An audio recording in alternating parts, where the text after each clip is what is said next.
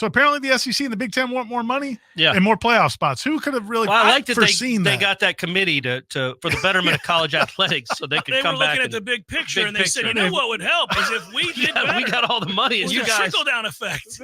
As they sat there in that meeting, they didn't go into that meeting with nefarious thoughts. At all, Ira. Why would you suggest as much? Once they sat down, they were like, you know what? What if we got more money? What if we ran all of this, guys?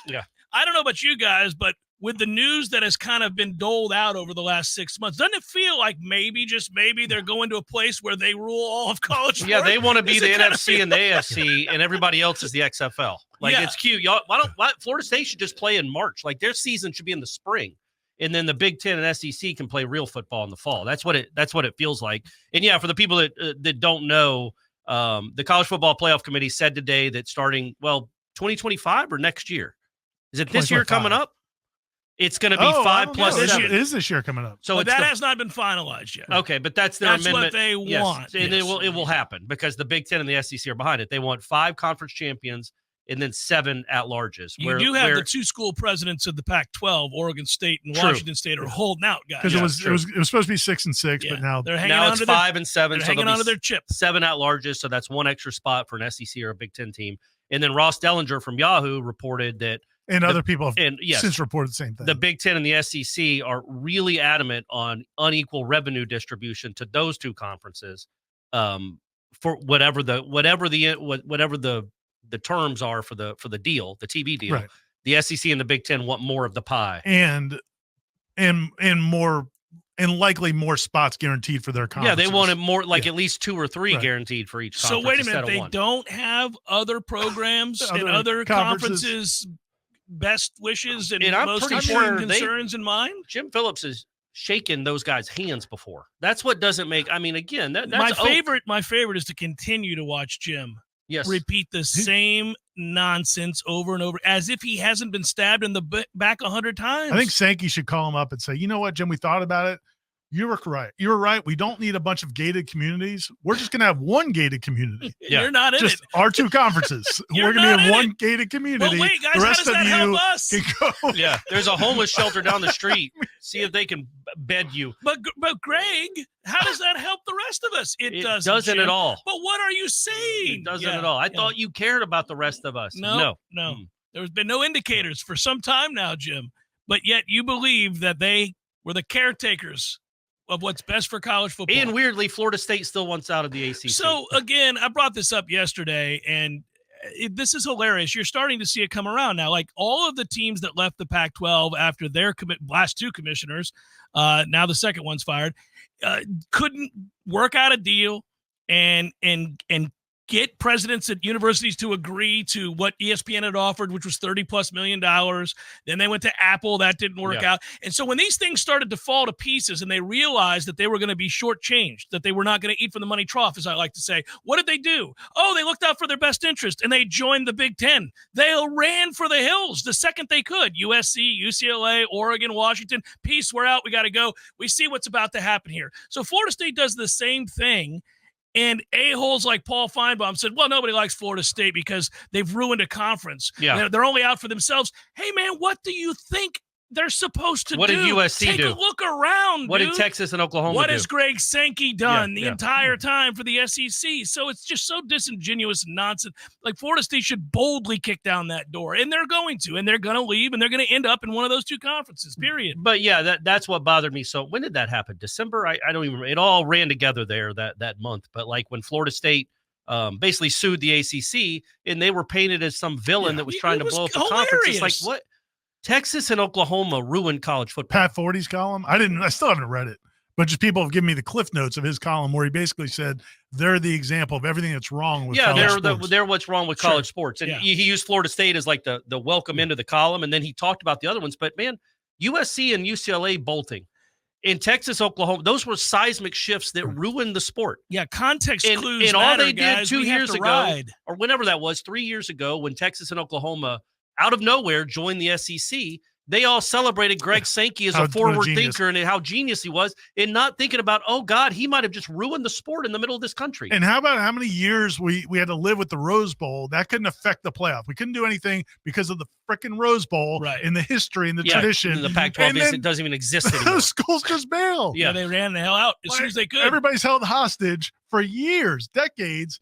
And then they just how many more national championships did Florida State have if the Rose Bowl didn't have to control New Year's Day? But it's so plainly obvious that you have to look out for yourself. It's your job. Correct. First of all, if you're a president or athletic director, that is your job. Just like it was Greg Sankey's job to do what he's done. Not really. For the SEC. Oh, I think so. I think so. How much more money do they need? Well, I do think there's a point. I do think, and this is something that Corey's brought up through the years, is that at some point, if you diminish the whole sport, and we'll see it, maybe it doesn't. But if you lose all these rivalries, and you could ultimately diminish the sport. The argument would be that it was inexorably moving to where this is going anyhow, and so I understand what you're saying, because I made the same argument against George Steinbrenner with the Yankees when he was telling everybody that, hey, it's not our fault we have more money than everybody else. Yeah, but the Yankees can't play the Yankees, George. It's a trust. So it doesn't work that way. But and there was spoken like a Pirates fan right there. Well, I'm just saying he used to say it all the time. I know he did. I remember. He'd get mad at the tax, and I'd be like, "Oh, really? You're gonna spend $400 million in your payroll, and you're gonna play teams in Kansas City that spend $50?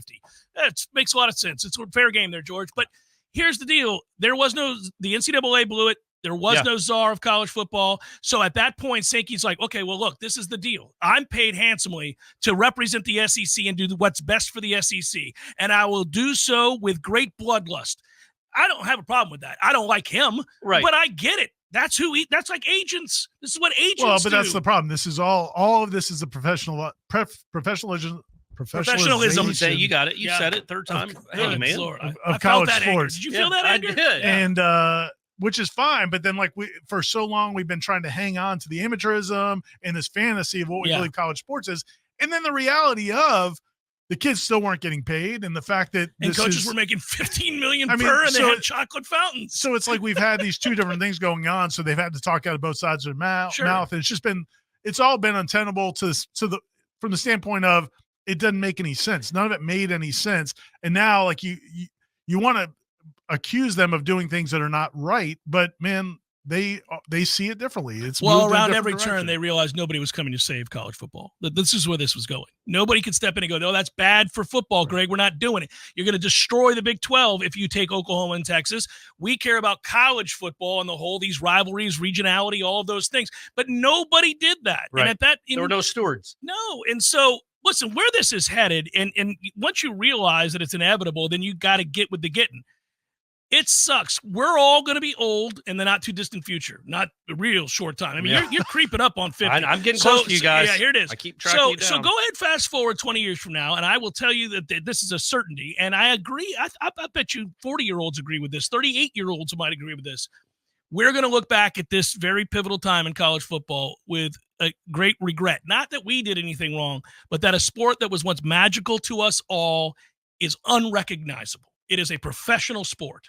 That's what's happened to college football. Now, we could all walk away on principle. We could not have a job. We could stop watching, but that ain't going to happen. And so all you can do at that point is go, well, all right, you got to get with the getting. Well, just think about how different our whole reality is now. I mean, I just read a story today on the site about Jaheim Bell getting ready for the NFL draft.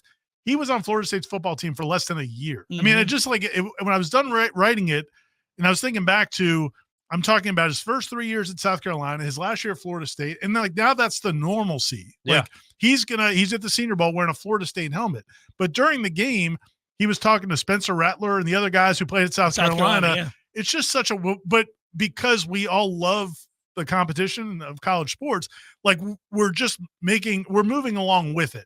So I think we're going to keep moving along with it no matter what happens. I don't think we have but it is kind of unrecognizable. And it will be depressing, like when we conjure up images of what we did in our youth and how it, our fandom invested in college football, what it represented to go to a Fiesta Bowl or a Peach Bowl or an Outback Bowl or whatever. And now how those games are meaningless. That's already happened in our lifetime. In the last 10 years, it's happened that the bowl games outside of the ones that represented the playoff games don't matter. We just covered a bowl game with 40 players. The effing Orange Bowl, and it's not a game. Nobody cared. It was a farce. So I think that's terrible. I think it was one of the things that was special about college football that's now gone. And you can warn them, there's already a professional football league and they do it pretty well. And they have a lot more money than you. Let's see how they do. Let's see how they do. As long as they're wearing the school colors, and they're playing on campuses. But there's the jerseys. But there's passionate fan bases. Those aren't going away. Again, we'll always lament like the rivalries and nobody at any turn had the best interest of the sport. Correct. In mind. They only had the best interest of themselves in their pockets. And that goes for coaches too.